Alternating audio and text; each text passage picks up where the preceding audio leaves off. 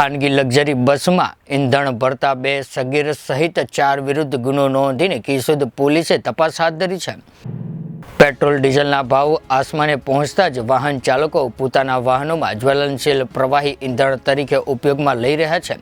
ત્યારે જ્વલનશીલ પ્રવાહી ઈંધણ વેચતા વેપારીઓ દ્વારા નીત નવા નુસ્ખા પણ અપનાવવામાં આવે છે। ત્યારે થોડા દિવસો પહેલા સ્ટેટ મોનિટરિંગ સ્ક્વોડ દ્વારા રેડ કરીને ગેરકાયદેસર જ્વલનશીલ પ્રવાહી ઈંધણનો જથ્થો ઝડપી લીધો હતો। ત્યારે વેપારીઓ દ્વારા નવો કિમિયો વાપરતા નાયબ પોલીસ અધિક્ષક બીસી ઠક્કર દ્વારા ઝડપી લેતા ગેરકાયદેસર વગર પાસ પરમિટે જ્વલનશીલ પ્રવાહી ઈંધણ વેચતા વેપારીઓમાં ફફડાટ વ્યાપી જવા પામ્યો હતો।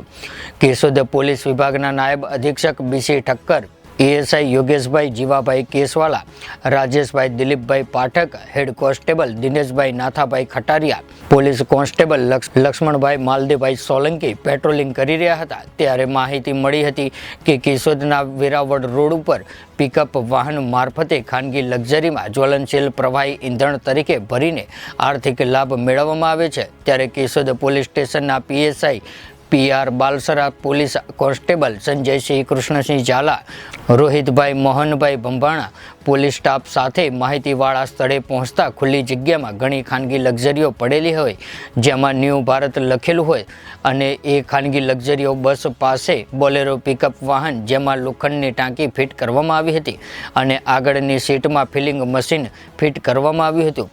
ત્યારે પાઇપ વડે જ્વલનશીલ પ્રવાહી ઈંધણ તરીકે ભરવામાં આવી રહ્યું હતું।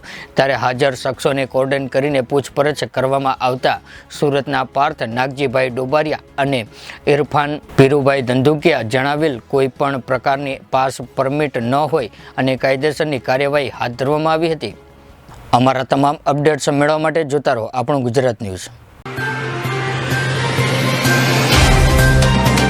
तो व्हाट्सएप, ट्विटर, फेसबुक, इंस्टा जहाँ भी आपका अकाउंट है इसे शेयर बटन के द्वारा वहाँ पर शेयर करें।